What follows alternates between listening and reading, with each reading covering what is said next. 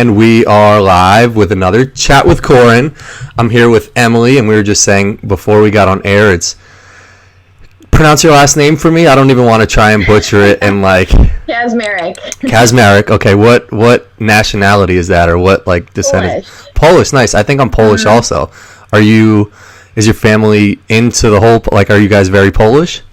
My whole dad's side is Polish. Okay. So my great grandma immigrated from Poland. So I don't know how to speak Polish, but we do some, traditional Polish things. So. Yeah, Polish are very. What are some traditions? I know are sausage a big Polish food? Yeah, pierogies. Pierogies, yeah.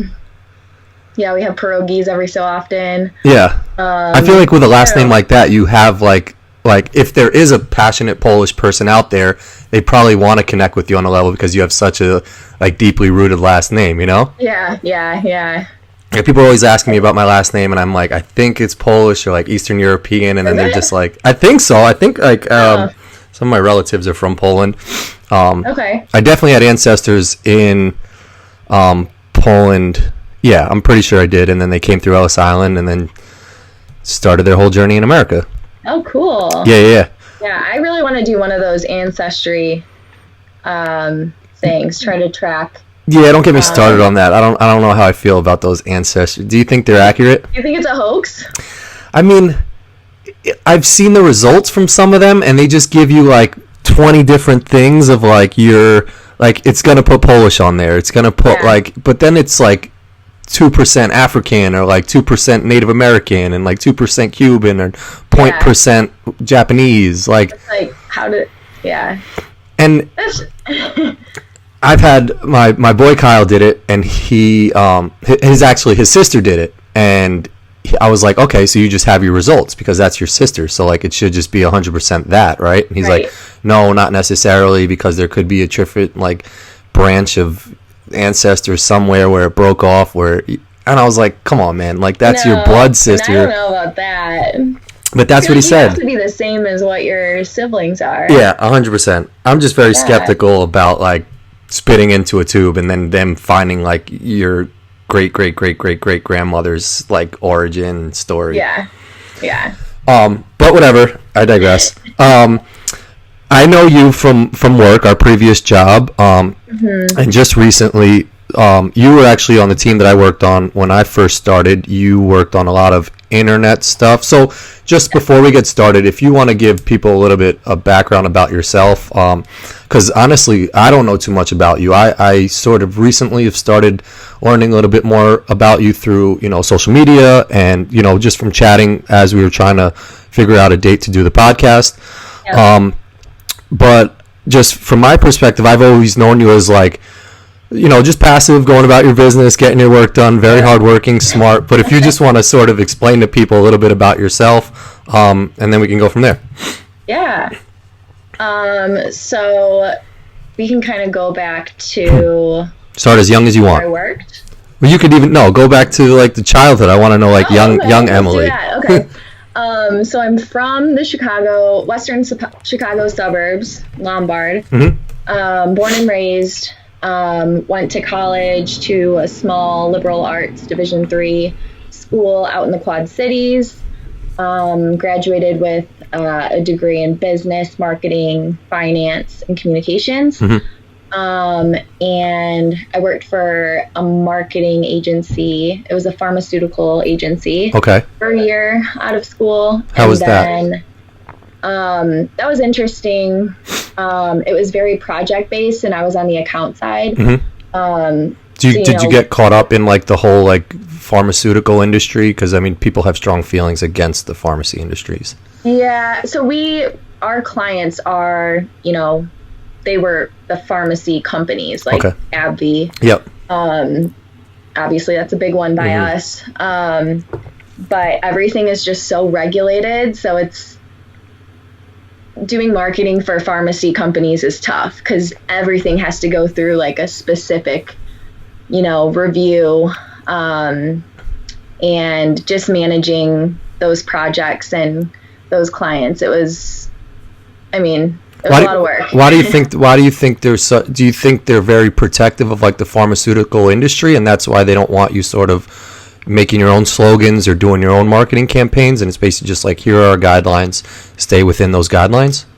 Yeah, so like the FDA, and they have to have like so many different reviews within, like if we're creating like a website or an email campaign or something, we have to submit, pieces for review at different, parts of this, during the project. Yeah. And, it'll come back with, you can't use this type of language because of this. Some of it's like, because, it's so regulated that you have to do it a certain way. Yeah. But other things are, they're just going to try and put their spin on it because, I feel like that would be but I feel like that would be them. pretty frustrating as like a marketing person. Like, it takes away your creativity. Yeah. I mean, coming from the account side, we're just managing it. So we're not actually, we had a team at, where I worked. It's called In Touch. We had a team of, designers and videographers and things like that, that would kind of limit them, but they kind of knew the parameters. Yeah, for sure. Sorry to interrupt. No worries. I mean, it's good to ask questions because, people think marketing and that's a certain industry, but then when you get into pharmaceutical marketing, it's a little bit different. Yeah, I mean, I'm always fascinated by like these big time companies in general and like the whole industry. So like pharmaceutical for me is definitely something that I'm interested in. Like, I'm sort of involved in politics and understand like what is happening on a bigger scale. But when you start to learn more of like people who work actually in the industry, like how protective these brands are of like their image and, not going against a certain look and feel because it just on a bigger picture is it doesn't look like what they want to do, or I don't know. In my eyes, I like the pharmaceutical industry, and I've heard stories of like hospitals of like, they charge an astronomical amount for a box of tissues or something like that, and it's almost just like if you start going against the status quo, they I don't know, it could change the whole dynamic of like their industry, Right, so it's just like stay with what we do that, and then like don't ask any questions. Whereas like someone does ask questions, they'll get fired or blacklisted or whatnot. Yeah, and that, I mean, we didn't get as much of that coming from the agency side. For sure. Supporting the clients, but I don't know. There's always politics. Yeah. So you stayed there for a year. Well, let me back up. So you in college you played tennis, right? Yep. And how that was a D3 school? Yep, Division III. So our conference includes schools like Wheaton, Wesleyan, Carthage, North Central, which are all schools around this area. I don't know where where the listeners are tuning in from. No, I mean, they're all over. Maybe someone went to one of those schools. I don't know. Yeah. Those sound like smart schools. I don't know how smart my audience is if they're listening to Corin's world, but nah, I'm just kidding. They're all good people. But yeah, mostly smaller Division III schools in the Illinois, Wisconsin area. And how competitive were you with tennis? Because like I'm watching the U.S. Open now, and there was one girl. I think it's that girl Coco or whatever. Oh yeah, Coco. Did you watch that match with Osaka? I didn't, Coco? but Osaka won, right? Yeah. But she just lost today. Oh, did she? Yeah. I haven't been watching. Oh, come on! You got to know more about tennis than I do. I mean, I used to pay attention more. I still watch it. But yeah, I mean, for a period of my life, that was like a pretty big part of my life. And now, I still have an interest in it, but it's just not as much. Yeah, no, I understand that. I mean, I used to work around basketball players, and like all the time they're getting asked questions about basketball, and like your whole life was consumed with tennis. So like, there's that separation of getting away from tennis. But I was just curious about like playing tennis at a young age and being so competitive that I can't imagine like what this 15-year-old girl is going through to like be playing at the U.S. Open. Oh yeah, I can't either. It's just insane. Yeah. I think about myself, you know, in high school playing at 15, and I'm like, I don't know how this girl is walking onto this stage with everyone watching her and being able to play the way she does. It's awesome. Yeah, no, it's crazy. Did you have any brothers and sisters that you like would be competitive against? Yeah, so I have a younger sister. Her name's Lauren. She actually played tennis as well, and we both went to the same college. Oh, nice. How much younger? Were you guys on the same team? Yeah, she's 2 years younger than me. Oh, that's got to be pretty cool then. Yeah. I have an older brother, and I never got to compete with him in any sports. Like I used to wrestle in middle school, and he was he was older, so he would come and watch practices a little bit, but never got to compete together. But so that must have been pretty cool. Yeah. So you graduate college, you get your first job at that pharmaceutical like type of business, and then what do you do after that? So I always had a dream of working for Wilson because I knew it was in, they're based out of Chicago. And, you know, just coming from a tennis background and a sport background, I was like, that's my ideal company to 100%. And it was like a friend of a friend. I don't know if I could say names on here. Yeah, just say first names. I don't know. I don't like. Yeah, so Dan. Okay. He set me up with the manager of our old team. Yep. And I ended up getting an interview. It was like 2 days later, and then got an offer like the next day. So it was pretty quick. And I think my biggest complaint about the pharmaceutical, you know, agency life is it's very project based. So some days you're sitting there just like twiddling your thumbs, like trying to find things to do. And other days I'd be at the office until like midnight some nights, you know. And that's kind of like any type of business, you know. Of course. But you preferably want to be doing it for something you enjoy and maybe right. And I would rather be busy all the time, or at least like, you know, those days when it was really slow, I was, you know, trying to find things to do. And I just wanted to do something I was passionate about. Yeah. Which is what, you know, led me into Wilson. So my first job at Wilson, I don't remember the exact title, e-commerce promotion specialist or something. So basically I helped support the sales reps for our e-commerce accounts. So a lot of that was, you know, supplying them with product information, product images, marketing banners, you know, product setups, and just kind of being involved in all of that. So obviously Amazon was the biggest client or the biggest account.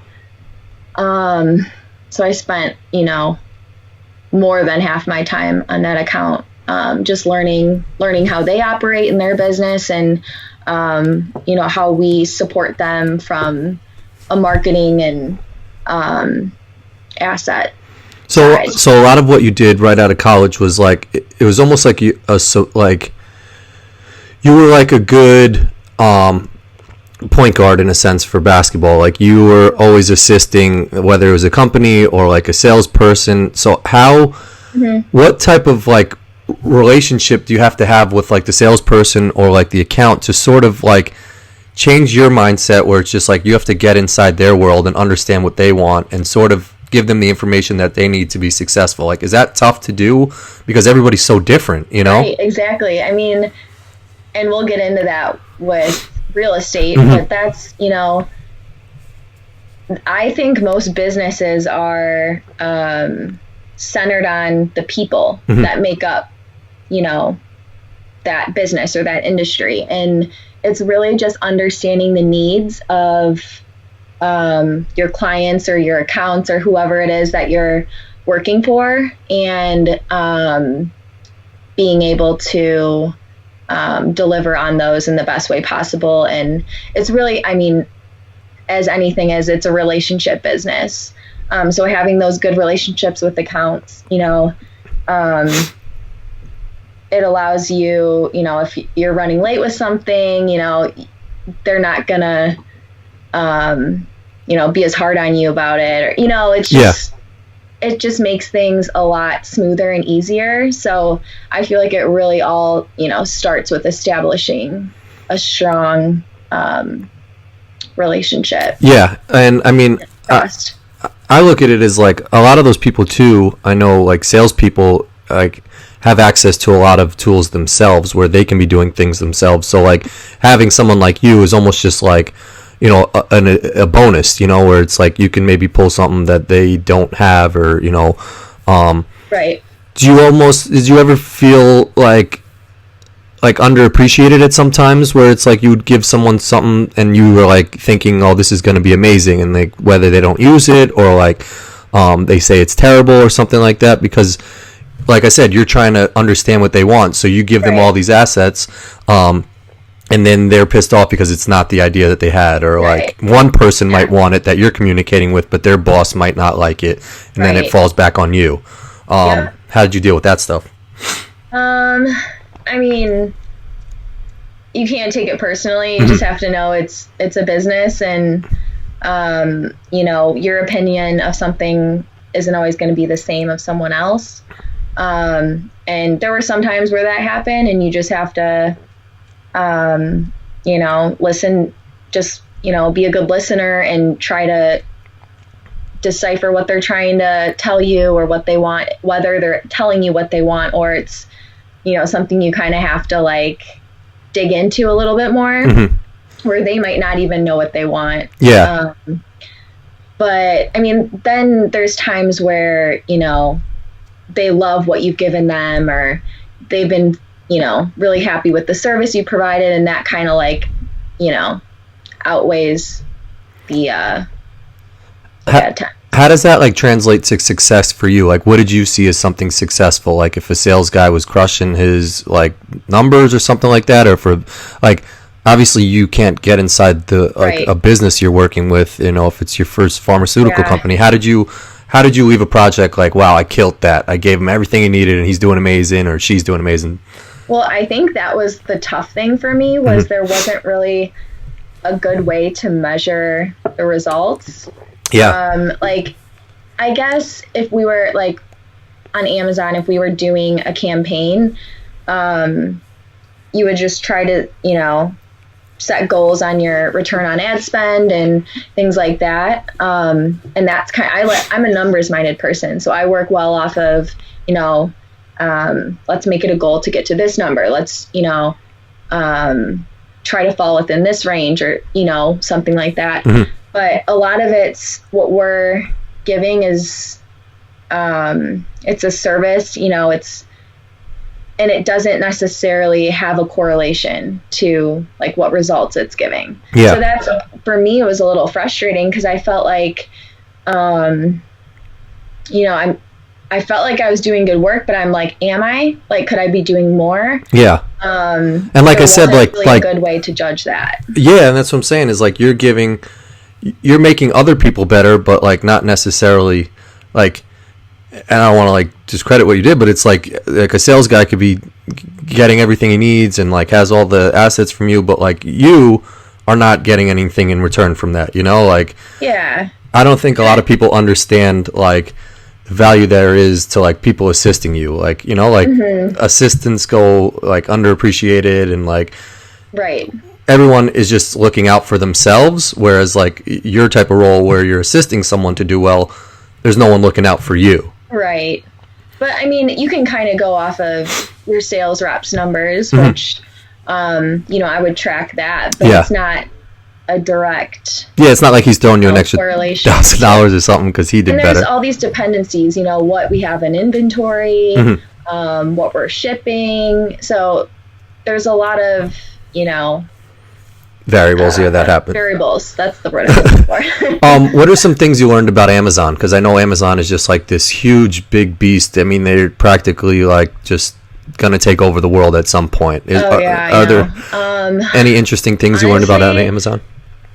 That was a couple of years ago, and I'm sure what they're doing now is probably way different than what they were doing when I was working on the account. Mm-hmm. But they have like their own system, and those, when I would submit like product setup documents, they would all be reviewed by their team, and it was nice because we had a rep there that we would chat with. We had like weekly calls, and we would, if we needed help, we could talk to them at any point. Mm-hmm. So that was nice, having that human element to it. But it's all very like systematized, like run through a portal. It seemed pretty organized, like it could mm-hmm. be sustainable for a long period of time. Yeah. And like some of the accounts had that type of like portal, but it wasn't as intense as theirs. And I mean, a lot of smaller e-commerce accounts were just like, they didn't have anything, and you were just like emailing some guy in like the back of the shop. Yeah. So yeah, it's cool, like being able to help, on an account like Amazon, but then help with, the mom and pop shop here. 100%. And they happen to have an e-commerce site. Yeah, it puts things into perspective when you go to like a Walmart and see how easy it is to like, just buy, or like I'll say like a Home Depot or something, and you get what you want and they cut the wood for you right there or something to the exact size. But then go to like Al's hardware shop and see actually Al there, so yeah, it is pretty cool putting in perspective, seeing like two different aspects, because then when you go shopping, you have that in your mind, Right. So yeah, no, that's cool. So you're working on Amazon's thing, and then something that really started to take off for you recently, and something I give you a lot of credit for. When you left your previous job, I had seen that you were like starting to post stuff on social media about like real estate and the whole housing industry. So talk about that transition and how, like, when did you start to flip your mindset a little bit? Because it sounds like when I asked you about tennis earlier, it was almost just like I'm not interested in it anymore. Like I don't keep up with really the U.S. Open and this and that. But that's not completely true. Not completely true, but I mean, like, if you were about tennis, like the NBA finals are on, I'm watching that shit. Like I know like what's happening. Like it to me, it sounds like when you came out of college, it was just like, Wilson was the goal for tennis, and like, you were passionate about that. But it seems like there was a progression of like maybe losing that interest a little bit more, separating yourself from that competitive fire you had with that college tennis. When did you start to realize that stuff, and into the profession that you're doing now? So it's kind of there's different parts. So like part of me, my passion for tennis maybe wasn't as strong as it is now than it was 5 years ago. So that maybe is part of it. But another part was like, I love giving myself challenges for some reason. And I just really, wanted to do this. And did you have any buddies who did this or something like that? How real estate? Why not? I don't know, car sales or something. What was it? So I mean, it's always been in the back of my mind. I grew up watching HGTV. I was in middle school watching. I was obsessed with HGTV. I haven't gotten into that channel too much, but like the House Hunter shows and all that stuff. Yeah. I mean, I just love like some people just love fashion. Having like pieces of clothing and how you can make them different. And for me, it's like I love interior design, and I just love how housing and structures, and just like appreciating the beauty of them. Mm-hmm. And also my grandparents were in the business. Oh, nice. So my grandma and grandpa on my mom's side both did it full time. when my mom was little, and my grandpa still does it, and he's like almost 90. Wow, good for him. So, yeah. And my grandma on my dad's side did it for a little bit as well. So there was kind of that. And it was really just, I wanted to give myself a challenge and get out of my comfort zone. And I wanted something that I could see results from, like everyone says it's a tough business, but it's really just about being consistent and being optimistic and just, keep doing it, consistently. Just, but I love the nature of the business. Every day is so different. And, my previous job, it's, any type of, desk job. So after the promotion specialist job, I moved over to the team, our e-commerce team at Wilson. So specifically working on content for our own website. And I love the challenges that brought, but it got to a point where I was like rocking and rolling, and, there were some challenges, but I just knew that I needed something big to challenge myself. And I'm like, you know what? Now's the time to do it. If you don't do it now, when are you going to do it? Yeah, so, I give you a lot of respect, because a lot of people just get trapped in their cubicle, and they stay there for 50 something years, and then they retire, and then you're so old that you can't even enjoy life anymore. So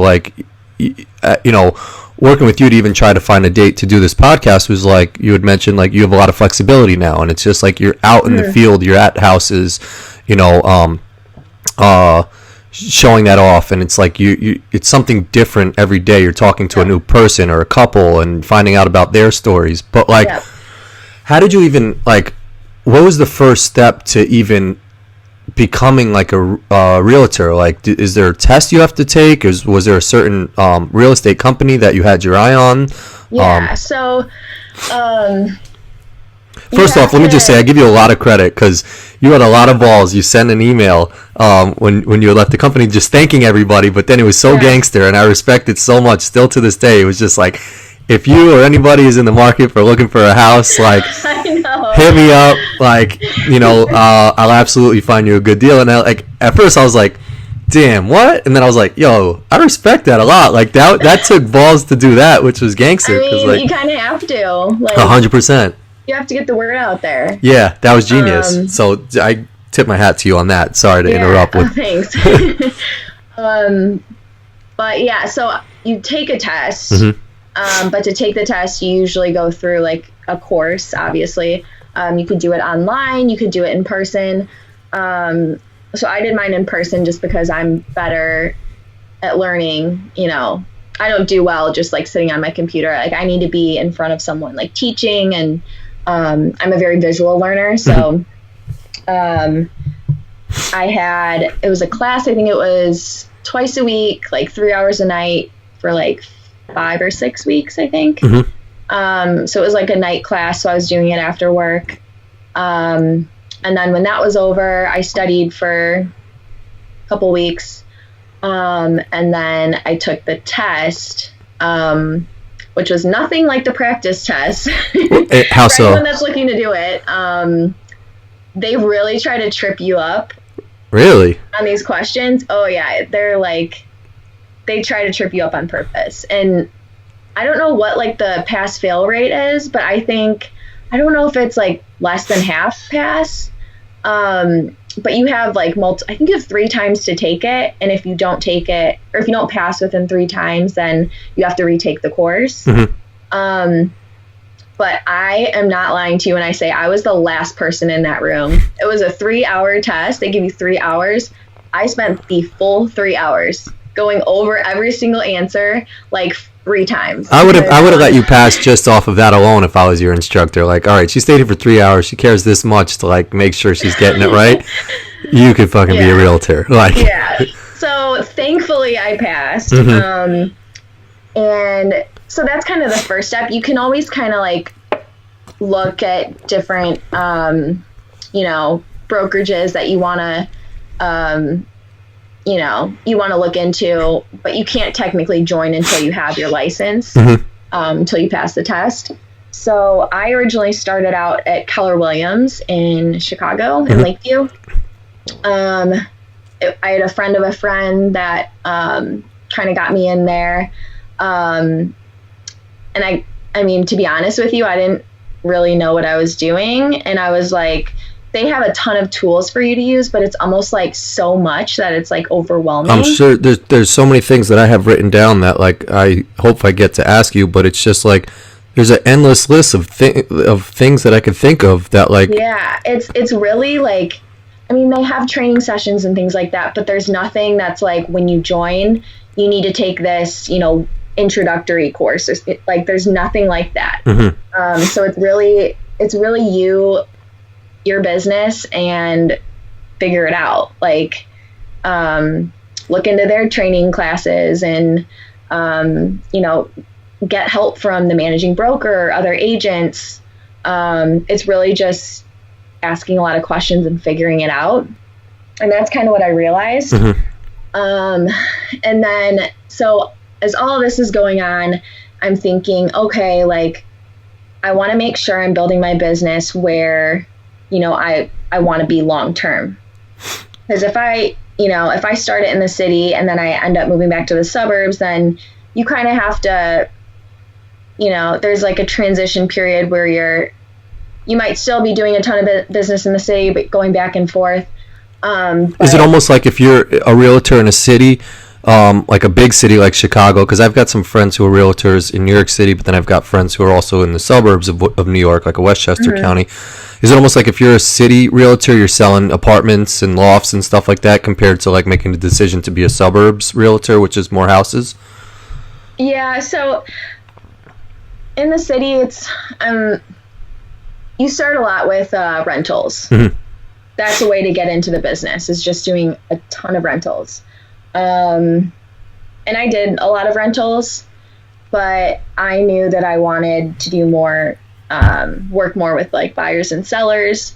And just like growing up in the suburbs and just knowing that I wouldn't be in the city forever, I made the tough decision of, all right, we need to rethink this. We're gonna build more in the suburbs.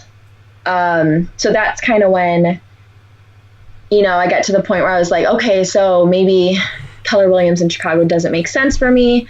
And so going back, my best friend, her cousin, is at a brokerage out in the suburbs. And she was the first person I reached out to when I was like thinking of getting into the business. And, I talked with her on the phone and she was super helpful. And then, so I met with her, this was like back in the winter. And she told me about her brokerage. It's a smaller office, a lot less agents. But I felt that I was going to get more assistance and more mentorship there. Both from Jackie and, the managing broker and the team. They have a marketing team, and it just seemed like everyone was there to help you. And, that I felt right at home there. So did you find that people at that, excuse me for not remembering, Keller and Williams? Keller Williams. Did you find that people were supportive in a big city, like, or is everybody just in their own lane? Everyone's kind of in their own lane. Really? Yeah, you're kind of on your own. Yeah. Which, I mean, I bet if I stayed, I would have found my place there. But, yeah, just with trying to decide, city or suburbs. My lease was coming up to an end. I was at this weird point in my life where I was like, I don't know where I want to be, and then it kind of all like fell into place. So, let me ask you, I had to make a couple of tough decisions. Yeah. And that's what I want to ask sort of is like, I want to take it back to like when you were taking your 5 to 6 weeks course. Like, what type of people did you meet in that course? Like, who were trying to become realtors? Was it because I know a lot of women back where I'm from, Westchester County and Scarsdale, who are like very their husbands are very successful, and the wives sort of became realtors, and they show off these very elaborate, exclusive houses. Did you find any interesting people in those classes, and sort of like connect with someone who was maybe starting a new career or anything like that, or was it just you went about the class and that was it? I mean, I'd say you get a wide variety of people. I'd say most of it were people, in their 20s and 30s, but it really was just a group of, mixed, you get everyone. And I haven't like kept in contact with anyone to this date. But we were all like, I didn't like join the study groups, but people had like study groups, and we all kind of like teamed up, which was kind of cool. Because, in real estate, you kind of think like, it's everyone out for themselves. But I thought it was cool that from that class where you could have easily just, done your own thing. People were, trying to help each other. And that's cool. What I like more about like the in-person class too, was like, just making those relationships with the instructor and the other, your classmates that are eventually going to be agents. So. Yeah, I'm sure you'll run in the same circles where you'll see them eventually at like a convention or something. Yeah, so I mean, it's just good practice too of,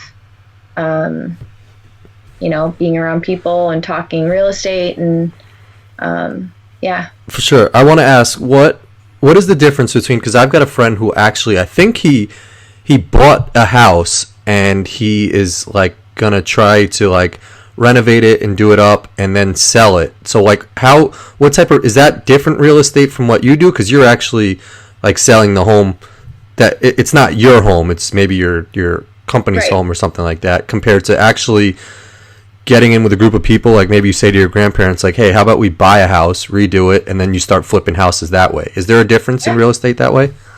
I mean, I work for my clients. It could be anyone, it could be a young family looking to move from an apartment or a condo to a single family home. It could be an investor, just, they're not going to live there, but either they want to rent it out or they want to flip it. I work with all different types of people, different types of clients. I think someday I'd like to do some type of like flipping. Yeah. And that's kind of, I told you about my uncle's business. So yeah, I think I want to get into that eventually, but right now I'm just kind of. So where's the difference there? Just like what, like how is that different from what you do? Like, is it just obviously having a good amount of money to buy a house and then flip it? Oh, like being the actual investor that flips? Yeah. Yeah. So you have to have money saved up. And you either have to have like good relationships with contractors, or you have to know how to do it yourself. Yeah. And it helps a lot of people in real estate get into that because they can buy and sell without having to use someone. Yeah, there's no middleman. So they have that market knowledge already. So it's easy for them to jump into something like that. But anyone can do it. So with you make the move to the suburbs and you're working with your friend. How do you like decide what area you're going to cover? How do you know what houses you're going to sell? How do you how does she not take a house and you get a house? How does that all shape out? So basically, I grew up in Lombard. My brokerage is like 2 towns away. Okay. Like a 10-15 minute drive. So I kind of cover broadly the western suburbs. So it kind of ranges from like anywhere from like Naperville to like Elmhurst. And then I also do parts of the city that I'm familiar with. If I'm not familiar with that area, then I'd either like refer it out to someone else, or I'd say, hey, like, let me look into this first. So I know the market, and I'm giving you, the best information. But it's really, you go where the business takes you. It's a lot in the beginning. It's a lot of lead generation. So that's basically like the only way that you're getting clients is by lead generation from yourself, or like, sorry, like you have to generate the leads yourself. Yep. So your company doesn't give you leads. Wow. Yeah. So everyone that, all my clients are either friends of friends. I've gotten people from open houses. You can sign up for, lead generation site, like being on Zillow or realtor.com and paying for those leads. That's an option. That's not something I do, just because I like to have more of like a personal relationship. And I don't know, to me, it doesn't make sense, but to other people it could. But yeah, you have to generate those leads yourself.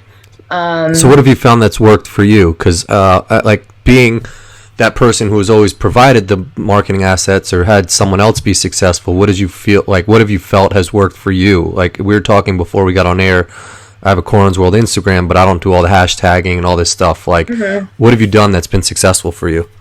So, and that's kind of where you have to take your business and do what you're good at, not what other people are doing. So for me, I mean, unlike the email that I sent to the company, like being all salesy, like that's not me. No, but like you got to get out of your fucking bubble and just do different things. But like, I'm not the type of person where I'm going to go up and door knock. That's not me. It's not my business plan. Do people do that? Because whose doors are you knocking? Obviously, you're knocking on someone who's ready in a house. Yeah, I mean, some people just go around the neighborhood and knock on doors and say, hey, are you interested in selling? Yeah, I mean, a lot of times if you're hosting an open house, you can go around and hand out flyers to neighbors. You can do cold calling. So you get like on our MLS, you can see like properties that have expired and you can go after those, go after for sale by owners, things like that. So I'm not like salesy, but like I try to do it in more of a way where I'm giving to people. And then if they want to work with me, then I don't want to push someone into working with me, obviously. Like I want to build my business off of, being genuine and, having a trust with the person from the start. So I don't want them thinking, oh, she's just, a salesy real estate agent. She just wants her commission check. Like, that's not what I'm in this for. Yeah. Like, I truly, truly want to help people find their house. And like, I've had situations where like I'm brought to tears because I'm so like emotionally like touched, or so happy for my clients when they find, their home. So for me, it's storytelling, social media. So I have a blog. I haven't really kept up with it too much. But I think storytelling is huge because, I don't know. It's just, it's an emotional thing that, appeals to everyone. Yeah. Obviously I use social media a lot, and then doing a lot of mailers, farming areas. So I'll try to farm, certain areas I'm familiar with. I go after some expireds and for sale by owners as well. So I've gotten some leads from that, but, you just really have to see what works for you, and then continue doing it. For sure. Yeah. I mean, I that's what caught my attention originally, was that when you started doing the realtor stuff, I didn't read any of the blogs. Sorry for not reading them, okay. But I saw that you did have a blog, and I was like, oh, that's actually pretty cool, because it's, I mean, like, you're sharing a story with the couple that is looking to buy a house, but it's also cool for someone else, like me and my wife bought a house, and I was connected to our realtor because she would send like a birthday card or like just stuff, and it was like, oh, okay, maybe she doesn't care, but maybe she does. She's sending this stuff and she remembers dates and all this stuff. But it's cool to follow up on other people's journeys, because I didn't know anything about the like homeowners, buyers, like process, like and stuff I wanted to ask you about was like, what type of people do you come across? Is it usually like young couples, or is it old people looking to, sell their house? Is there a trend of type of people you've seen that have bought homes from you? Not really. I mean, just because of my age, a lot of people that I'm talking with are a little bit younger. So I've done a handful of first-time home buyers, but that's not to say like that's my full, client. That's not my only type of client. But honestly, I love working with first-time home buyers, because most of the times they don't know the process. They don't know what they're doing. This is their first time doing it. And they really have to lean on you to, get this deal through. And it's not easy, because I know when we were buying a house, it was like my wife would say, you have to sign this and send it back to me within 24 hours. And sometimes it's within like 5 minutes. Yeah. Why is that? Why is that? What's that? Why is that? Why is it like such a time crunch? Oh my gosh. I mean, it depends what like kind of situation you're in, but I was in a multiple offer situation recently where it's time pressing and the attorney wasn't present, and it was kind of just like they were looking at me to answer these questions, and I'm like, that's not for me. So I'm like, I think I called the attorney like 50 times at least. But yeah, there are some situations like that where it's like high stress and you need to get an answer within the next like 5 minutes, or else your deal might fall through. Yeah. So,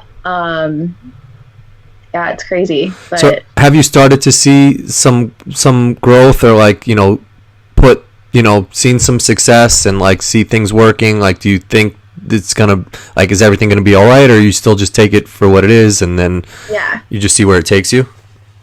So like, how's it been going? It's good, and I had a lot of success early on. When I was still working full time, I didn't really have a life, because I was literally I was coming back to the suburbs every weekend for open houses. I was like hardcore, like going at it. And I left my full-time job in May, and I had 3 closings in June. So I had 3 deals that were like in process before I even quit my full-time job. And that's where I'm like, okay, like now I know I'm okay. I'm going to make the leap right now. And you really experience the highs and lows of the business, because June was a great month for me, but then July, it was like I hadn't been like doing a ton of prospecting because I was leaving my job. I was managing these 3 deals that were pending. I was moving, and there was just so much going on. And then I'm like, wait, that's my fault. I wasn't prospecting. Like, now I'm to the point where, I need to pick that up, because I'm not going to have any business. So you just have to keep the pipeline going. And then I've had some more activity lately. Definitely more success with sellers. So I've had a couple of listings, and I think I'll have another coming to the market this week or next week. Nice. But it's really just being consistent on what you're doing. And for me, for like my business, it's the personal touch on it. So if let's say I'm going after a for sale by owner, I'm not going to call them. I'm going to write them a handwritten letter. I'll usually put in like a Starbucks gift card, and I don't want to be pushy, but I say, if you're looking for help to sell your home, like, all I ask is you give me a call or give me a chance. And then, I've gotten some success from that, because Who doesn't love a Starbucks gift card? Well, yeah, that helps. I mean, it's like a $5 gift card, but like doesn't people matter. are like, wow, that was so special. Yeah. It's just that added touch that like people don't expect. Yep. And that's why I almost think like I and not to go back to it, but I love that blog aspect, because it's almost just like you're telling the story of this couple that like they're not keeping that journey, and they would probably like, I would love to have something from me and my wife that like I can go back to Emily's blog and be like, Corin and Molly, like they were a young couple and this and that, and it's just like, here's the end to their story, and it just lives on the page, and it's just like we go back to it, and it's like, damn, she took the time to write this blog, which is awesome, which is what you've done. That like now that couple, when they have a friend by, and it's just like, she's amazing, look at this, there's this reference of it, our whole story online, and people are like, oh, that's amazing, Exactly. And that's why I think it's a good thing for everyone. Like, it's a good thing for me because it leads to people posting to their friends about it, and it's a journal also of what you've done too, so it shows your growth. And I like to document your wins, celebrate your wins, like keep those in your memory so you can look back at them, and if I'm still in the business 5 years from now and I look back, like I want to look back on these stories and appreciate where I came from, like, oh, remember that first deal I worked on with this couple, and I don't know, it makes it more meaningful. Yeah, no, 100%. I agree. Yeah. I think that was a great idea that you did that, and are doing that. I need to be better about it, but no, but I mean, like, yeah, like you get caught up with trying to follow your leads or whatnot, but like if you have a couple or something like that, I think that's amazing. I think documenting, like when I do these chats, like sometimes when I first started doing it, I was like, I don't know why I'm doing it, what's the purpose, but like you could look back on it, like you said, in 5 years and 10 years and just be like, wow, that was pretty cool, like I was doing this, whether you're doing it still or not. It's just good documentation to have all that. Yeah. And you love doing these, right? Yeah, I mean, I'm starting to love it more and more, just people hearing your story about real estate, or like Molly's sister who's a teacher in Korea, and like everyone has an interesting story, like, and I was it takes a lot of guts to just leave a full-time job, and that's why like when I saw you were doing that, I was just like, I wouldn't even know the first thing to try and become like involved in real estate. The fact that like you took that leap and are learning about it and like figuring that whole thing out is just like it when you put yourself out there and you try new things, like more opportunities present themselves. So like you could be in a house one day selling to someone, and he has an opportunity for you and something else, and then maybe you leave the real estate industry. So, like you have to make yourself available, and the more available you are, the more opportunities will present itself. So like you said, if you're sitting in a cubicle the whole day just catering to other people, you're never going to get anywhere. So like I tell everyone to get out and travel and try things, and I think it's great that you made this leap. Yeah, and I feel like this was like subconsciously, this is what I needed to do, because I felt like I was kind of getting stuck, and I've learned that challenging yourself is not easy, and it's not fun right away, but the results are so worth it. Like, for example, I'll start doing these home buyer seminars. So I'm teaming up with my lender, and we're going to put on these seminars at a little like cafe, in Glen Ellen. I think we're going to do it on a quarterly basis. But it's just, come on in, here's some drink tickets. We're going to walk you through the process of buying if you're looking to buy the next couple years. And then, if you have any questions, here I am. So that's going to be a challenge for me, is getting up in front of a group of people and speaking. Because I hate public speaking, but yeah, but but you're knowledgeable, like it's not like you're going up there bullshitting, you've done the hard work behind the scenes, you've learned about everything. So like, even if you come across as nervous or something and someone tries to get you with the trick question, or some douchebag comes in and tries to give you a hard question, like, you'll be able to answer it. It's not like you're some bozo up there, you know?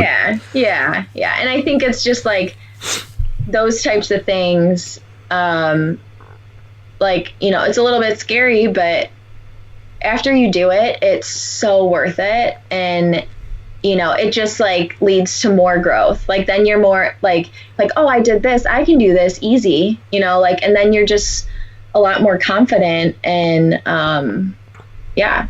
I mean, it just makes you a better, well-rounded person. So. 100%. I totally agree with that. The biggest thing I have learned is just, you could be doing anything as long as you're just consistent with it. If people in that coffee shop, you know, like some guy comes and gets his coffee every single day, and he sees every, you know, whatever you do quarterly, or he knows that, you know, Emily and the other girl you're doing it with are going to be there this day. Maybe he pops in and learns about real estate or something. But like, if you just do it one time and don't show up for another whatever, like, that's one thing my friend Kyle said, was just like, if you do your channel, like, you got to have your chats every Friday. Like, just be consistent with whatever you're doing. Like, whether it's on your social media and you have like a Friday flash house sale, you know, special or something, and every Friday people know that that's going to be there.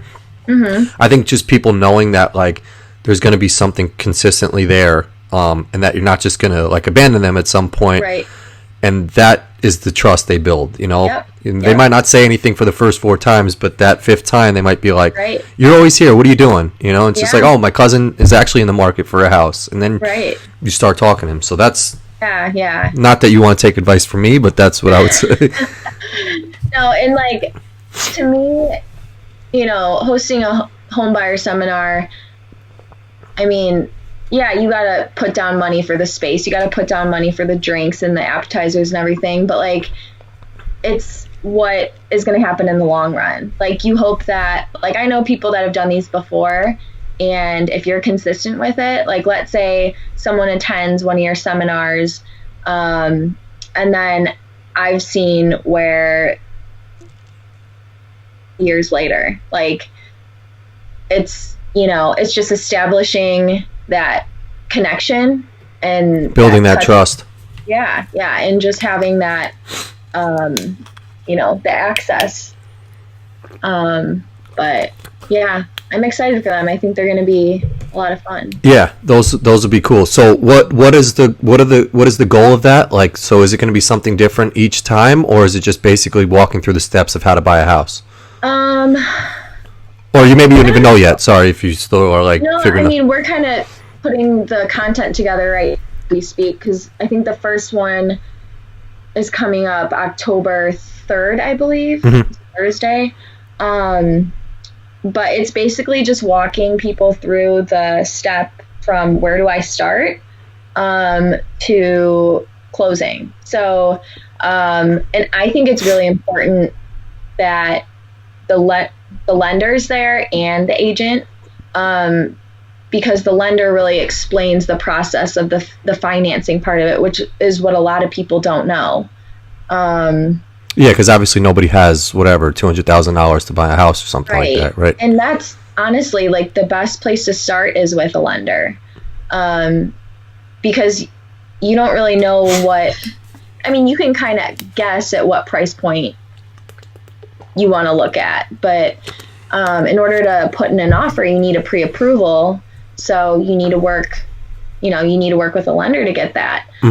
So a lot of times, what I do is, when I have clients that are starting to look, right away I'll say, you know, whether it's my lender or someone else, like, talk to them, and then we'll get going on the search. It just makes it easier too, because you don't want to waste your time, you know, looking at $500,000 houses if, you know, realistically they're more in like the 350 range, or you know what I mean? 100%. So yeah, it's just having that knowledge and walking through the process. So the open houses that you do, have you had success with those? Because I'm a big fan, and I sent you a couple like topics of what we're maybe going to talk about beforehand. I'm a huge fan of the movie I Love You, Man. I'm like, I don't really like get tied to a lot of movies. I think I like I Love You, Man, and The Proposal with Ryan Reynolds for some reason, which is always on TV. I love Ryan Reynolds. But I love you, man. So he's a realtor, Paul Rudd, and he has an open house at, I think, Lou Ferrigno's house, and like Jason Bateman, or no, the other guy with the red hair. Forgot his name, but he comes to the open house and basically says he just goes to all these fancy houses for the free food and like the divorcees that go there. Is there success in open houses? Like, do people just walk in and say like, yeah, we're in the market, we saw this house? Or do people just come and steal your food and then bounce? I think it's a really good way to generate leads as a new agent. Mm-hmm. A lot of people think they're a waste of time, but for me, like, I have time, so mm-hmm. like I'm gonna, and it's on the weekend, like, you know, I don't mind giving up 2 hours on my Sunday to, you know, sit in open house. I can do some work during it if no one shows up, but I've never had an open house where no one shows up, by the way. So at least, wow. You know, at least that's good. Yeah. But I think it's a good way. If not, you know, getting leads, talking about real estate, you know, getting just like being available to other agents in your office and establishing relationships with them. But I've closed with someone that I met at an open house. Wow. This was a couple, I met them in February mm-hmm. and they're like, yeah, we want to look in the spring. And I don't think they reached out to me until April. Yeah. Couple months later, they reached out and they're like, we're ready. We saw maybe 7-8 houses. And now, have you like were you following up with them that whole time, or like and doing that like a little bit, but I don't want to, you know, text them or call them every week like, hey, are you ready yet? Of course. You know, like, yeah, that's a little aggressive. So you kind of have to show that you want to help, that you're there for them, but you don't want to like pester them. Of course. Yeah. Just like, I'm here whenever you guys are ready type of deal. Right. So, yeah. And my thing is, you know, I'll let people know I'm here for them. And if they want to work with me, they will, you know? Yeah. Like, and if they choose to work with someone else, that's fine. Now, with the open houses, and I don't mean to like sort of scare you, but like, do you ever feel vulnerable being in like just a house? Oh, yeah. Yeah. Did you hear about the story in, I think it was Tinley Park? No, but I've heard about stories in like Westchester, where I'm from, which are really big houses, and these, you know, women are showing the houses, and I don't know exact stories, but I've heard certain things or not. Like, so, I mean, it is a concern. Mm-hmm. A lot of times people will say, don't do an open house alone. And I mean, for me, like, who am I going to have come with me? I mean, I could ask another agent or... Yeah. I don't know. But so now we have a tool.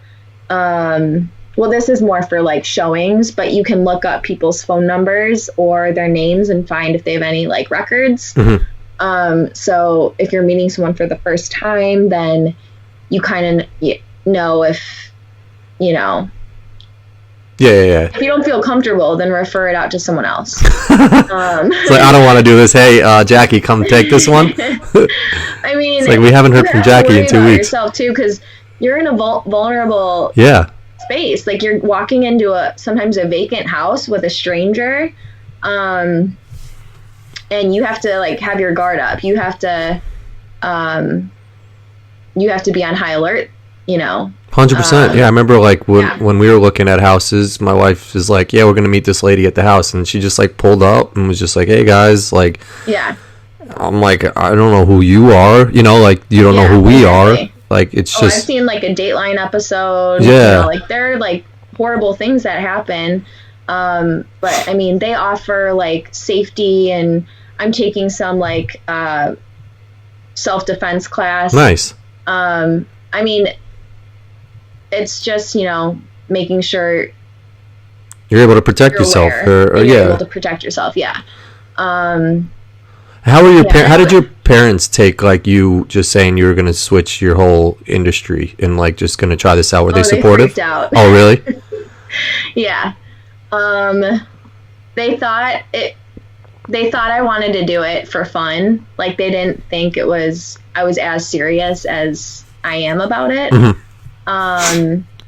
They're like, oh, we'll just let her do it and see if, but like now I think they realize that like I'm in it for the long haul. Mm-hmm. And they're supportive, obviously, like my family is super supportive of me, but I think they were like just the uncertainty of the business. Of course. And, starting out too, there's a lot of, financially it's not easy. You have to have some savings to,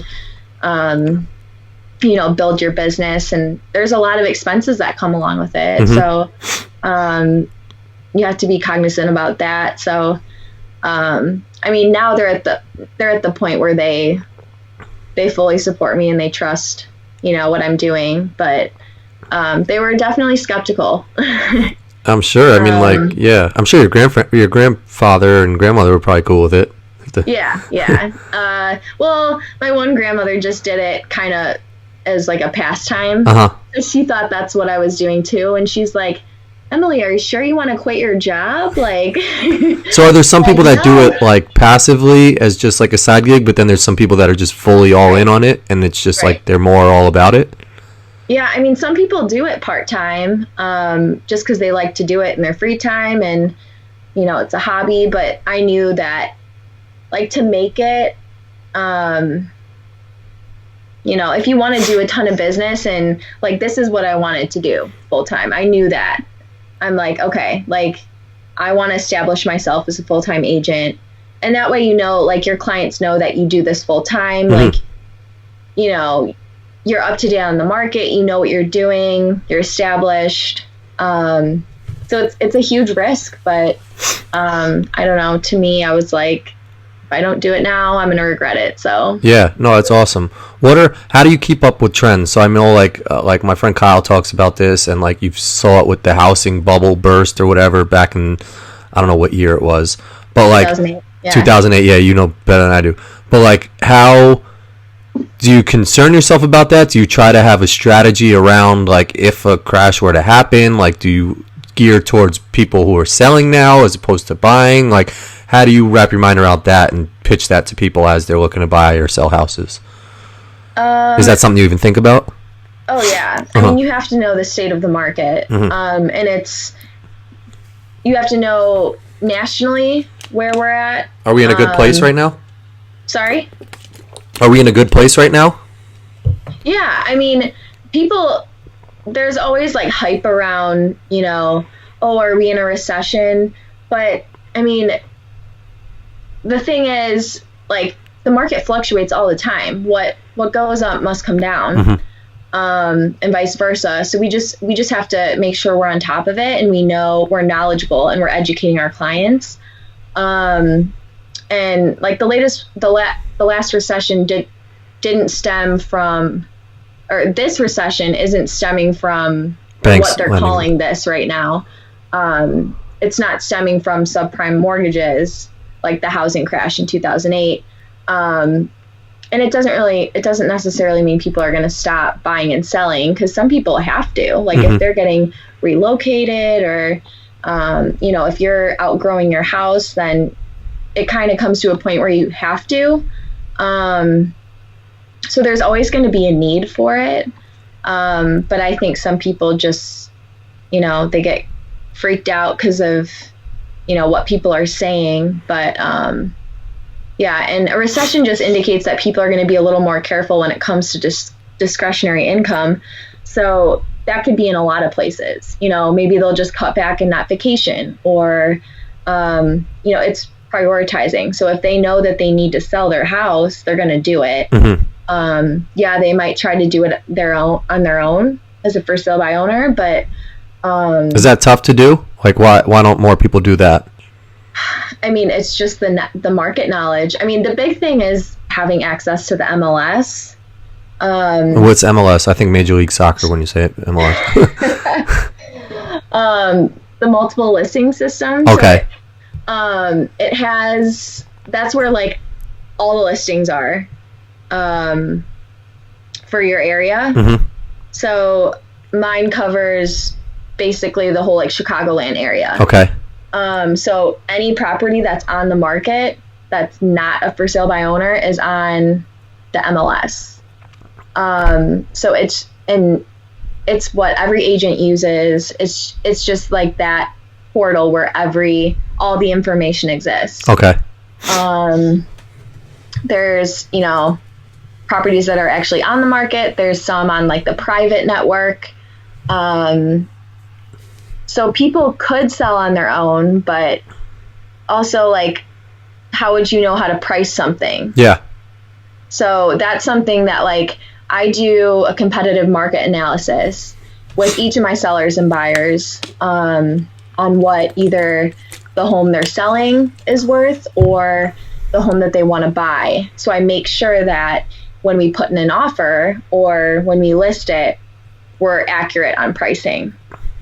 And what a lot of people don't realize is when I'm listing a property, a lot of what I do, I'll do a ton, like hundreds of dollars in mailers, social media ads, just specifically on that property. So I don't think people realize that, an agent gets the commission, but they're putting in a good amount of, money up front. Where do you, like, going back to I Love You Man, how do you get outside of your bubble, and like what would cause you to maybe like why don't you put your face on a big ass billboard on the highway or something like that, or like he said I was peeing on his face in a Bennigan's or something like that, like when do you? I mean, it's up to you what you want to do. Like, to me, that's not really my like business. Mm-hmm. But he got a lot of leads from it.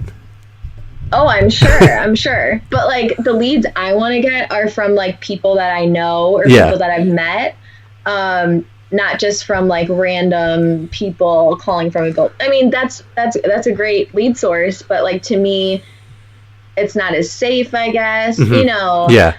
I just want there to be more of like a personal connection to the leads that I'm working with. Yeah. Clients. But I mean, there's no like limit to what you can do. Yeah. I mean, there are, there are certain things you have to adhere to, but like, yeah, if you want to put your face on a hot air balloon, go for it. Yeah. You're paying for it. Like, if you think that's what's going to pay off, then yeah. Yeah, I feel like there's just so many different ways to like get yourself out there now, whether it's, through the internet or like, whereas I think I still get flyers in the mail and stuff like that, and I see all these people's faces on it, and I'm just like, okay, that's fine, and maybe it works because it sits on like our dining room table forever. So like at one point, if I do want to sell or buy, like I'll pick that up. But then again, like you said, it has to be more organic. So like, come to think of it, I was just talking to my neighbor, and like he's an older Hispanic gentleman with his wife, and his kids are graduating, and he was mentioning that like they might want to sell their house to and buy like an apartment. And just downsize, and now I could be like, hey, I know somebody, Yep.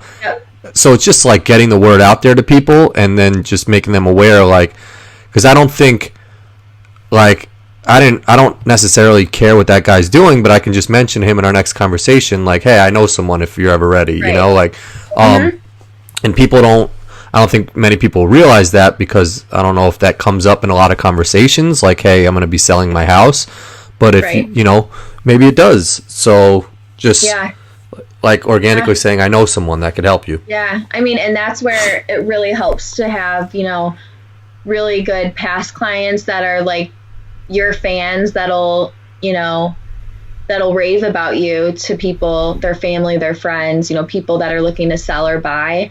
And that's like part of what, I plan on doing is giving my clients the best service so that they talk highly of me, and then I'm working with someone that they trust, that they know, and they're referring someone that they trust from, the process that we went through. And I feel like that forms a good, client agent relationship. Yeah, definitely. So that's the point I want to get to, is where I'm getting referrals.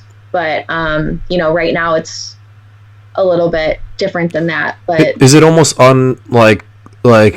does it almost make you a little bit nervous that there's not that like just stability where it's just like it's not steady? It's always like that constant grind of like what's going to be next. Like you could be working on a deal, but then still in the back of your mind thinking like, I don't know where my next sale's coming from. Or does that sort of like get you going a little bit like that? It gets me going. Oh, like, nice. That's what, you know, you can't be lazy. You just can't. Like, you have to always be, even when you're like, I made the mistake of, you know, while I was under contract with those 3, I wasn't doing my prospecting, my lead generation. So it went from this to this for me, you know, and then now it's going to go back up a little. And, you know, just like the market with, you know, with what goes up must come down. Yeah. That's kind of how it is in the business too. And you kind of just have to accept those low points, because you know that, you know, you'll get to a point where, you know, you'll close a deal, or you'll get your client's offer accepted. You know, there's highs and lows, very high highs, very low lows. So what are some like misconceptions that maybe you thought about real estate that you've learned that are different, or some things that you've just learned about real estate in general that like you didn't know, or like some concerns people have coming in that they're scared about? What are some like just overall real estate questions that come about? Because I'll be honest, my wife handled everything with our house. I didn't know anything about it. I didn't even know what the first thing I would do to start with. Right. What would you say to someone that is just like on the cusp, that live at home with their parents or something, or have an apartment, that eventually want to have a house? Yeah. Like what to do? I'd say, I mean, start looking, even just like on the internet, like what area you want to be in, like what type of property you want. And when you kind of get an idea, and when you feel like, you know, the time's coming up, reach out to a realtor, reach out to a lender. And what happens with me a lot of the time is I will get a lead and they haven't worked with a lender. So I'm usually handing them off to the lender first. Does someone just Google like house lender or something? Like, cause it's scary to me. Like right. Like anytime money's involved and, you know, all this stuff, like how do you find a respectable lender? I mean, your bank has, oh, okay. I'm sure your bank has a mortgage lending division.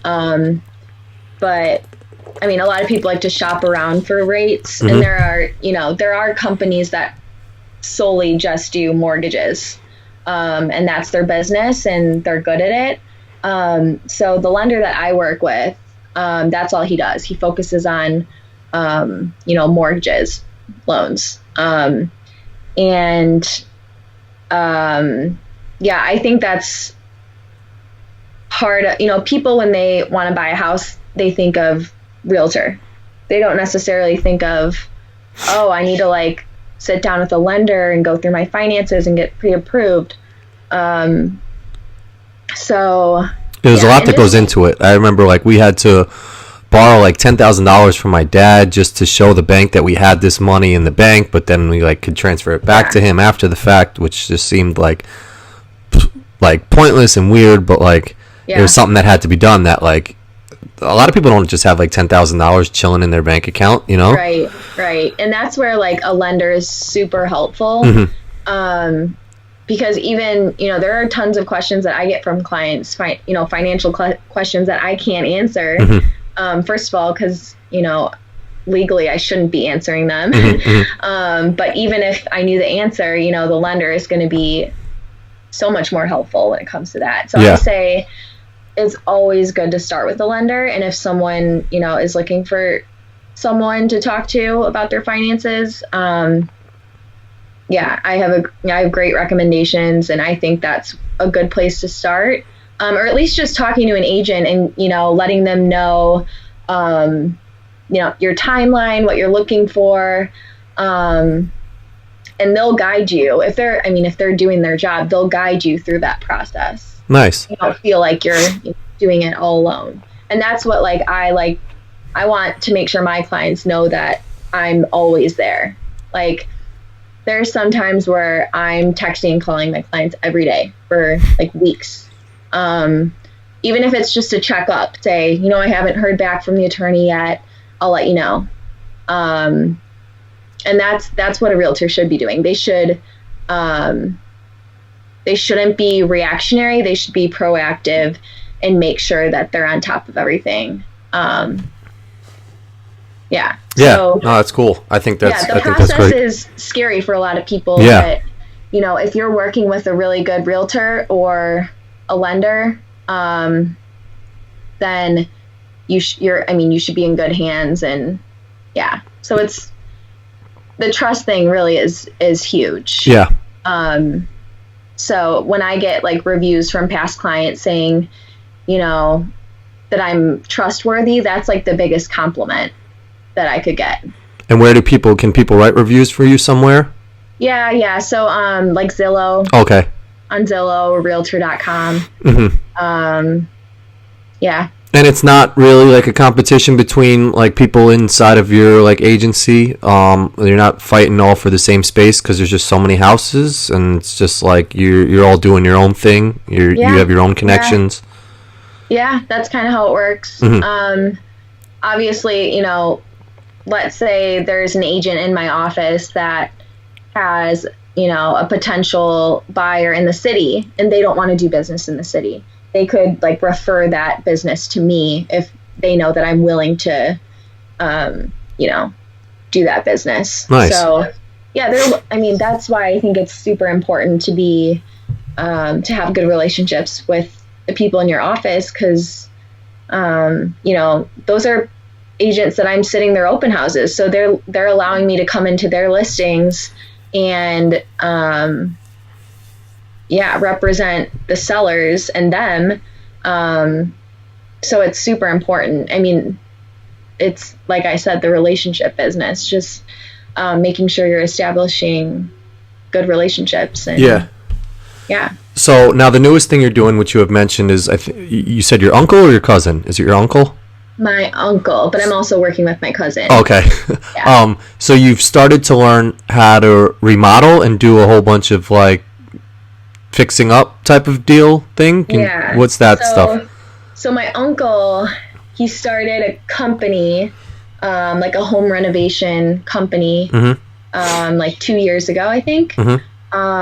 And he came from like a marketing background. He was like a CMO at a company. And he had always done these like projects at his house, and he's like, yeah, I want to do this full time. So he kind of did the same thing as me, where he had like a change of heart and he was like, I'm going to do it. And, he's been like super successful. And he does projects like bathroom remodels, kitchen remodels, flooring, tiling, drywall, decks, you name it, he could pretty much do it. So, and I had mentioned to him, I was like, hey, like this, it would be super helpful to like learn some of this, because, when I'm during an inspection, like I learned so much from that. 'Cause I don't know, there's tons of shit. And just like the engineering of like the structure of the house and all of that, like there's so much you can learn. Yeah. And I'm like, you know what? Like, if you ever need help, like, let me know. And he reached out to me a couple months ago, and he's like, hey, like, I was gonna put like a job listing. He's like, I wanted to talk to you first to see if you'd be interested. And I'm like, oh yeah, like let's do this. So it's kind of like unconventional, but I'd say like 2 to 3 days a week I'm helping him, build decks or demo a bathroom or do you get floor. do you get any like weird looks just being like a blonde girl like that's like in a field of guys with hammers and nails and all this? Kind of. I'm walking into Home Depot and everyone's like like with my steel toe boots. That's awesome though. I mean, I think that's the greatest like a great attribute to have is know how to like fix stuff, Yeah. Oh, and that's something like I grew up not knowing how to do that at all. And that's something I've always been super curious about. And I'm like, now that I'm in the business, I'm like, I need to learn it. You know, like, it's only going to help me. Yeah. And it just goes a long way. So, like I brought that up with you, I think, because my wife has all these visions for doing these big projects around the house. And then, so recently we just ripped up a carpet downstairs, and we were getting across the whole living room. And the end of our flooring, we're putting in wood floor, but we ripped up the carpet and saw that it was all mold and like, it wasn't all mold, it was just like wet, damp, on the floor. And, I sent a picture to a buddy, and he noticed that like the window was cracked, which led to the water dripping from when it was raining, and then like it led to the beams that were on the side of the house. So it's like all this stuff that like you don't even realize. Right. And now, you know, we're obviously fixing it. But like there comes into the question is like, does homeowners insurance cover it? And like usually not. And it's just like, when does that stuff cover? So like, if you were my realtor, like maybe I would text you and be like, hey, is this covered? And like just stuff, it's good for you to know that and not just be like, oh, I didn't, you know, like, I don't know how the flooring works or something like that, you know? Right. Yeah. And what a lot of people don't realize is a lot of people have mold in their house. Yeah. And it's just not visible from like plain sight. Yeah. So, I mean, my uncle has been in plenty of situations where, you know, someone has pointed out like there's a little chip in the floor, and they're like, oh, that looks like a little bit of mold. And then he like rips it all up and it's covered. And, you know, it stems from like a tiny leak somewhere or, you know, something that, you know, it wasn't insulated properly or, it just wasn't built right. And that's the reason why, it's crazy and it's scary. And it ends up being like a huge expense. Yep. But yeah, I mean, it's those little things that when they're not done right, you know, it leads to big problems. Yeah. And that's stuff that like, I mean, like, I don't know if it's our realtor's fault or like the inspector's fault, but like, I don't even know how you figure that out. You know, like the carpet's covering it, you know, you like, I don't know if you can. You wouldn't really. I mean, we knew that the windows were like just like we had to seal our windows during wintertime and all this stuff that they like we would have to replace the windows at some point, but like you can't see under the carpet, you know. And my like daughter plays in that corner, and it's just like the mold's there. So you're right. It's just like there's probably so many places in people's houses under a carpet or like that is just covered in mold that like you don't think about, but like you breathe this shit in. Yeah. Like houses are old. They're not new houses, you know, so like there's going to be dust and dirt and grime in a lot of places. And that's why it's important to, I mean, like my uncle's a licensed contractor. So anyone can say that they're a contractor, but to be a licensed contractor, it, you know, it puts more weight on that. You know, you have to take a test to become licensed. And I've seen, you know, I've been in demos where we've torn up a wall and the last contractor left like garbage and scraps from their job inside the wall. Oh like, my gosh. It blows my mind. Like, wouldn't you just throw that out? Yeah. But and that's another thing. You want to make sure who you're working with is, you know, they know what they're doing, and so you don't get in another situation where, you know, there's a tiny crack somewhere, the insulation, you know, and you just have more mold or it causes another problem. Yeah, it's crazy. I mean, like you have to put a lot of trust into people, like for a lot of things that you don't know about necessarily when you're buying a house, you know, so you want to trust the person that you're working with. Right. So what's next for like the real estate game, or what's next for you? Like, so I just spoke with my wife's brother who's a fireman, and he said he wants to go back to school to learn more about, you know, fire safety and different things. Is there more schooling you can do? What's next? So for me, it's just like education. So like my association that I'm with, they offer tons of courses. And so I'm like this winter, you know, obviously like in the winter, it's a little bit slower for real estate. People aren't as, you know, apt to be out looking for houses, you know, and just around the holidays. I'm taking a ton of like designation courses and things just to like ramp up my my knowledge base. So like I'm taking like a pricing designation so that I know how to price things to the best, you know, that I have the knowledge to do that. You can do like a buyer's consultant one, a seller's consultant one, staging, working with rentals. There's a ton that, yeah. So it's super important that realtors stay up to date with those types of things. Yeah. Are there any real estate? Like, is there like a Michael Jordan of real estate that you aspire to be, or someone you listen to, or someone that like inspires you in the housing industry? I don't know there's so many great, you know, top agents that are inspiring. I listen to podcasts. There's this one podcast called Keeping It Real, and it's so the guests on it are all like top 1% agents in the Chicagoland area. And they share their, you know, their successes and their stories. Can you relate to those people? Or yeah. Oh, really? Definitely.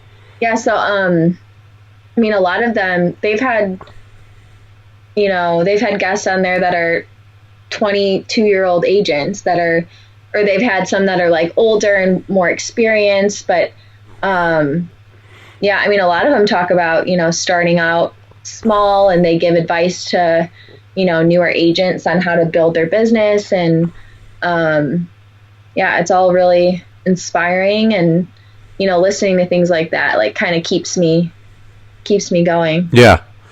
That's awesome. So you see yourself doing this for a while? Yeah. That's cool. The hope.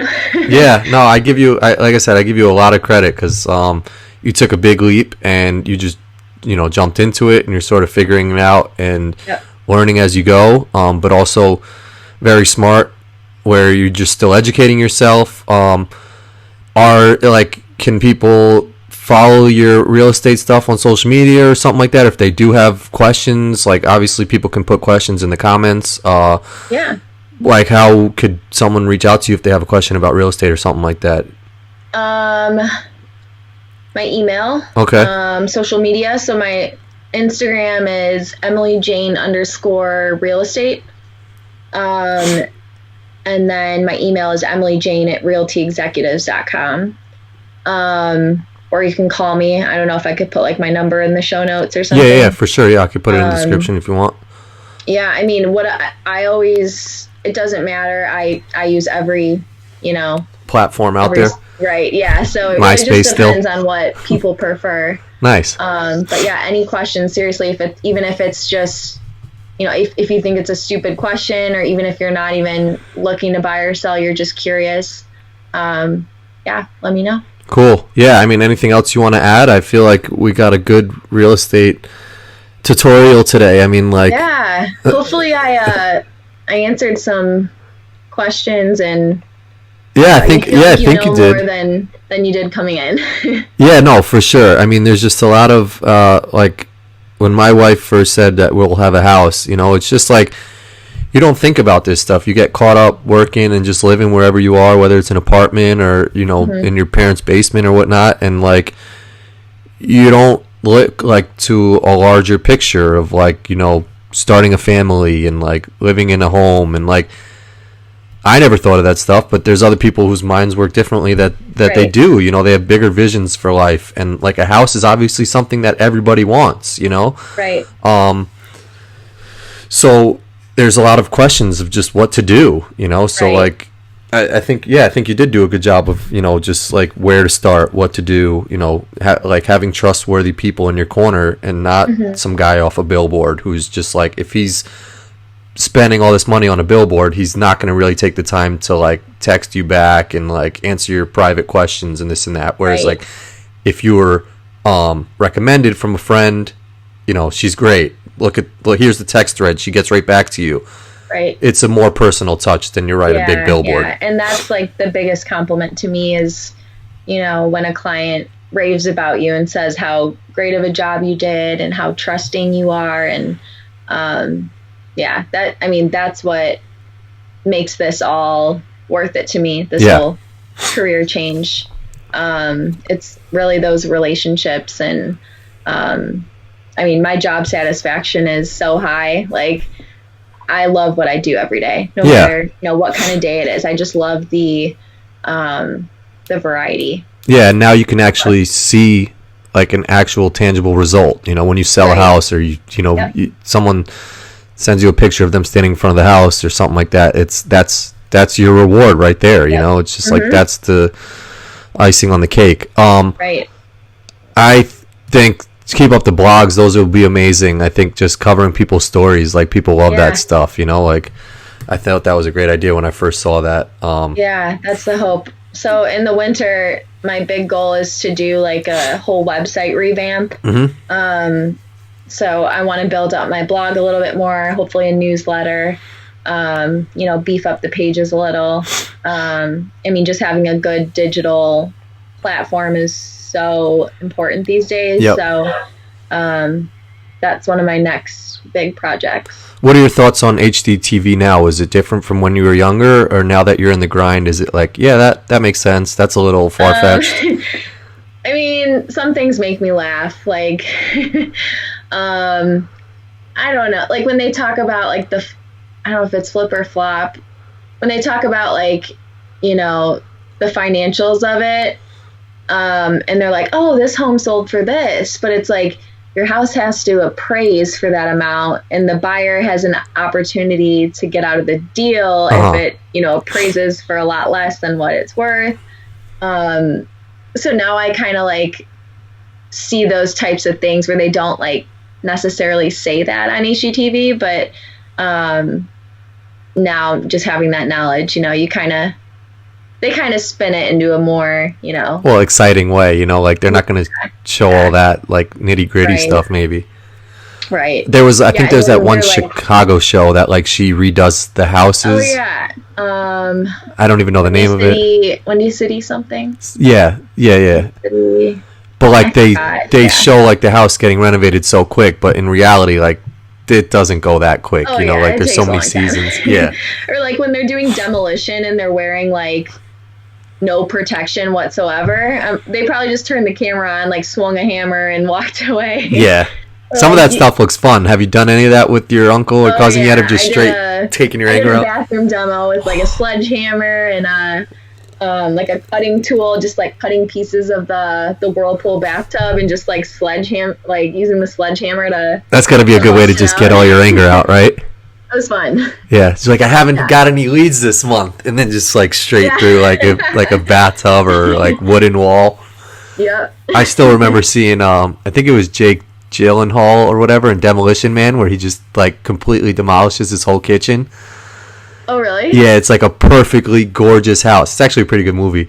And he just straights like he's got like this hammer, and he just like was tired of looking at it. Everything was so perfect, and he just like the marble table. I don't know if I could watch that. Yeah, it'd probably be no good for you. A perfectly nice kitchen being. It was amazing, and he just like the whole thing was just demolished. Yeah, but no, this was awesome. Thank you for educating us, and hopefully you know you got everything out that you wanted to say. If you missed anything, then yell it out right now. I think that's it. Cool. Yeah, no, if you have any questions, feel free to ask Emily. Thank you for, you know, just getting on board with doing this, because I'm always amazed when I ask people, like, and they're just down to do it. So thank you, because like keep it up. This is awesome. Appreciate that. Thank you. So I watched some of yours before this. Nice. Okay, cool. And it's just cool. Like, I get worried to people's stories, and that's what like. So I mean, I didn't know what I wanted to do with it, but then like I was talking to someone, and there's this thing called Humans of New York. I don't know, it's like a book, and it just follows like just regular people, like because everyone's got such an amazing story, and like even when I'm driving and like you see those people, I don't know, in like a chicken suit or something, like just like or like holding up a sign that's just like Joyce Leslie 15 to 20% off. It's like, how did you end up there? Right. You know, what's your story? Like, I'm curious. Yeah, and it's interesting because I mean, like, you're doing real estate. My friend Matt's a teacher in the Bronx. Like, so it's all cool stuff. So hopefully, if people have questions, they'll ask them in the comment section, or they'll reach out to you and just step off the ledge of maybe looking to buy a house. Yeah. Or if they know someone buying a house or something like that that has a question, that they'll reach out to you. Yeah, that'd be awesome. For sure. So, well. Congratulations on doing what you are doing, because that's bold. So thank you. Thanks guys for listening, and I will stop that.